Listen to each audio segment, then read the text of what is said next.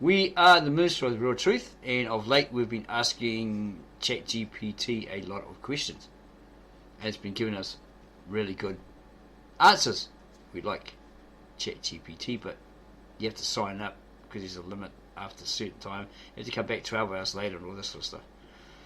Okay, so we had this thought recall of this movie that we'd seen in the 70s, a Jesus movie. The usual, where he goes on trial, gets tortured, whipped, beaten, etc., and then crucified, and he's resurrected, right? This is a popular 70s movie, a Hollywood movie, we're guessing.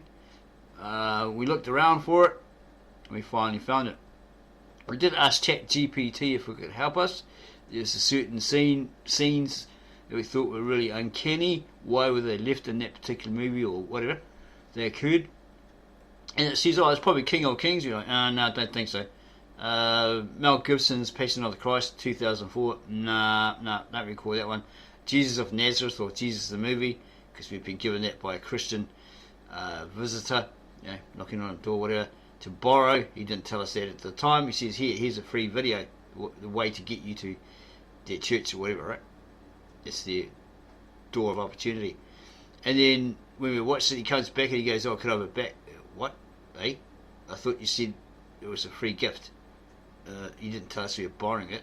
He ended up keeping it anyway. So I thought it was on that particular movie, right? The guy looks like a BG, got a hairy chest, about 4 feet tall. No, not that guy. Okay. And then we decided, oh, okay, ChatGPT, we go look at King of Kings with Jeffrey Hunter, right? Real popular, the most, said the most closest to Jesus, what Jesus probably looked like. Had amazing blue eyes, so he was really, really popular. Don't know if he was in the movies Planet of the Apes or anything like that. Have to go check it out, do the research or whatever. Okay, that's minor, right? Okay, so here's King of Kings on the 70s, starring Jeffrey Hunter. This is a darker, possibly African, conscript into the Roman army in this particular film. So that would verify, but go do your research, the historical, get the historical evidence, that the Romans had slaves, etc., but they weren't racist. Like they would possibly conscript darker Africans, right, into their Roman army, their legions, because they obviously invaded Africa and took these people as slaves, etc., and maybe they became citizens and they became a soldier in the Roman army, the legions, right? So we'll start from there. It was later peoples that were really racist and started this slave trade, and then the British Dutch tea company jumped in on it, and then the British, etc., and whoever, because there's a lot of money in it, okay, and so forth. They could profit from it. So we'll start from here.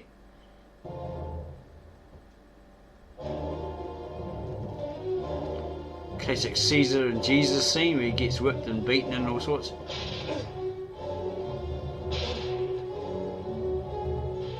And Judas is freaking out because he knows he betrayed his Lord and Master. So he's stressing out, hearing the pain in it. This guy, Roman centurion, comes along and goes, look, you big sook, go cry somewhere else. Only men hang out here, you know. Go cry over there, some of your big baby. So he pushes him away, goes back to what he was doing. So Judas runs past this particular area where all these Romans are sitting around or whatever, resting, and he's probably a servant or a slave working for this guy here. But up here, notice that there's a rack of spears and shields, nothing else, alright? Okay. So Jesus is running along, and we recognise, yeah, this is probably the movie because we were got familiar with that graffiti or that art on the wall there, right? So he's running along, guilty as, and he suddenly stops. Oh, he sees people building the cross for Jesus, obviously, to be crucified on, and the two robbers, the two thieves. So he's emotional, he's freaking out.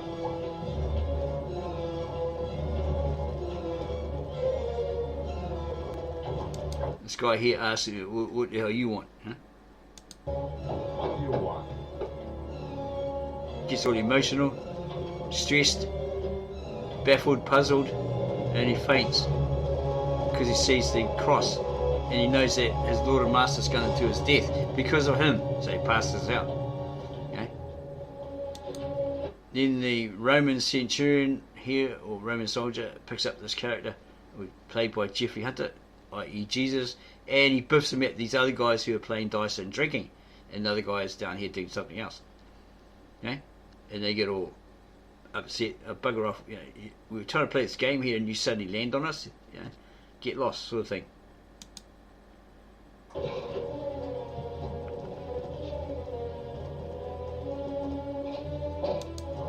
And this guy's down here making a crown of thorns, and they indicate it's thorns because he gets a bloody finger, prick on his finger, right?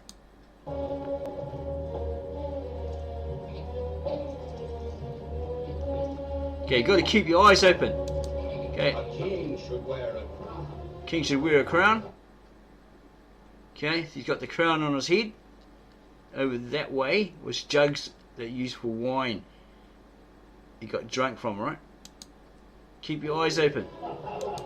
Yeah, ha ha ha, they're all mocking him because that guy put the crown of thorns on his head, etc. Still laughing at him, drinking, playing dice. Watch this. He had the crown of thorns on his head, right? But all of a sudden, there's this jug on his head. That's all broken, right? It's not behind him, it's on his head. But no guards mockingly or jokingly are seen putting the jug on his head. Okay? And he's still got the jug on his head when he gets up. Right? They're carrying him away. Notice there's no jug on his head. This guy, obviously a centurion, is just looking on. Well, it's probably, might be, not too sure if that's Pontius Pilate. But he's somebody important in the Roman army, right? So they drag him away. He's got nothing on top of his head. Okay, we can go back and show you again and again and again, but I thought, well, we took screenshots, so it might make it a hell of a lot easier. Okay, so let's have a look at those. Okay, see, got a jug on his head. There's the crown of thorns. You didn't see in the scene that the guys put it on there as a joke or mocking him, right? So he talked to GPT about it. It says, oh, it's just one of these things that happen. Suddenly a prop ends up on the film with this and stuff. We're like, well, that's totally stupid, totally ridiculous, insane. So it'll be like saying, okay, here's a Roman soldier looking real buff and tough, and suddenly he's got lipstick on, a wig, and wearing a girly dress. It's just total insane, because it happens to go like that through the film, right? With this sort of crap. No, wrong. It just doesn't make sense. Okay, so that's one of them, right? And here's another one here to verify that there's a jug on his head. Okay? People will probably be asking out there, or these viewers, what are you trying to get at? Okay, in 320 to 325 BC, roughly, in Greek Alexandria, there was a guy called Alexander the Great, right? He ends up getting poisoned or this sort of stuff, but then his lieutenant general takes command. Okay, his name was Ptolemy. He had the nickname Soter, which means saviour of mankind. So he was in Alexandria, Egypt, and he tried to merge the two religions together. Okay, the Greek gods, etc., whatever they believed with the Egyptian, right? Isis, Horus, Serapis, or whatever that those gods, those pagan gods were in Egypt, right? Try to merge those two together. He said basically, okay, I'm going to sit on this throne as the emperor, as a king, right?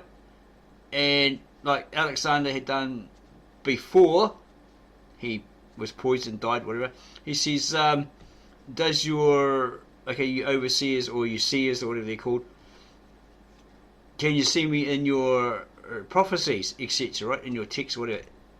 And I'm going to be the king or whatever. I'm going to sit on the throne. okay, he's olive skinned, he's Greek. And they're looking at it saying, no, we don't see your name here, and all this sort of stuff. So apparently he points the sword at their throats and says, no, do you see it? And they go, oh yeah, it's right here, right? And he sits on he goes to sit on the throne as a king. He wanted to, but he was poisoned, he died, right? So Soter, or Ptolemy 1 or 2, hops on the throne. Well, they say it's his Lieutenant General, Alexander's Lieutenant General, so we go Ptolemy 1, right? He declares himself a god, he sits on the throne, and he's a king and all this sort of stuff, right? Then he says to these Egyptians, okay, because they all wanted to be, they're basically olive-skinned people, and they all wanted to be black, okay? Yeah, because that was the amazing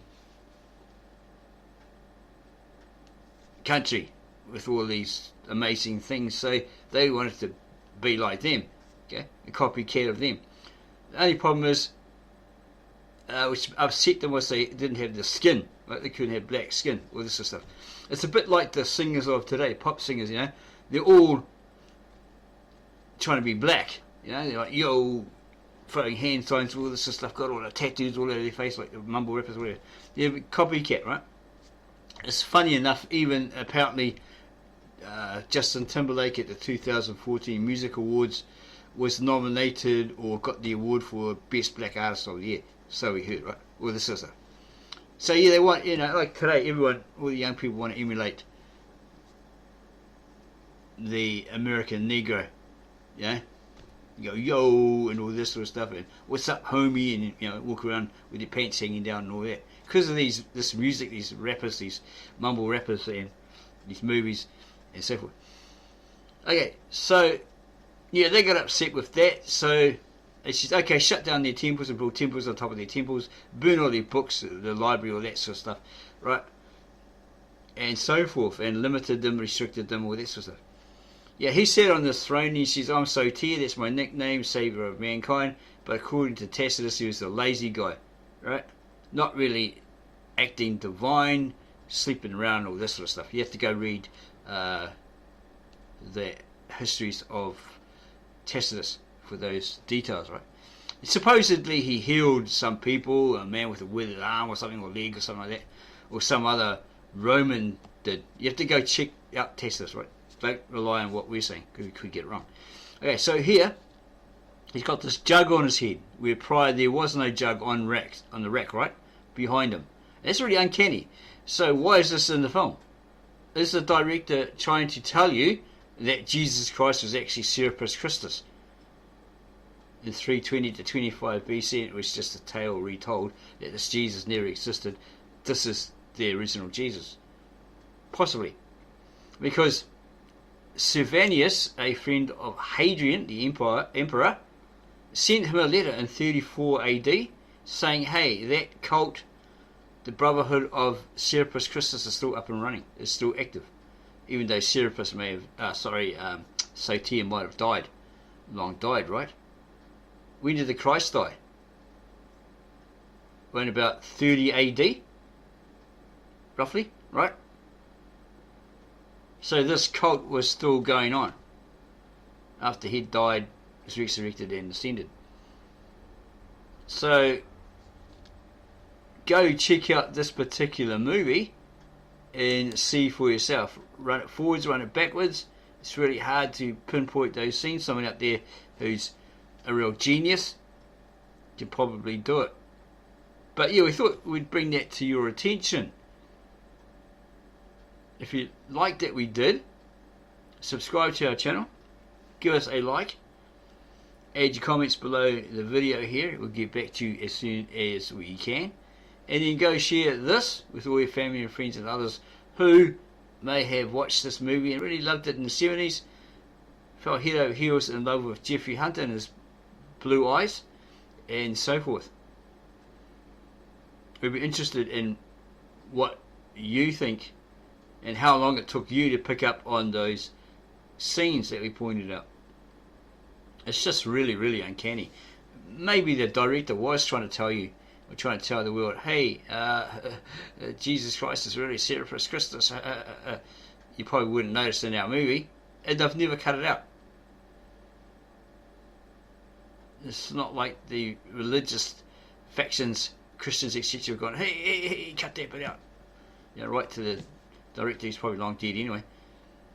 Cut that scene out, or have that scene annulled, right? Etc., etc. So this is the crazy thing about it. It's still there, okay? And people probably watch this over and over again, and they've never noticed that. Let us know in the comments if you've seen some other Jesus movie and it's like really weird. Got some really weird scenes. Thanks for taking the time to watch this, our latest video upload. We really hope you enjoyed it. Let us know in the comments, eh? Oh, how about buying us a coffee? There'll be a link down the bottom here. We really would like a coffee.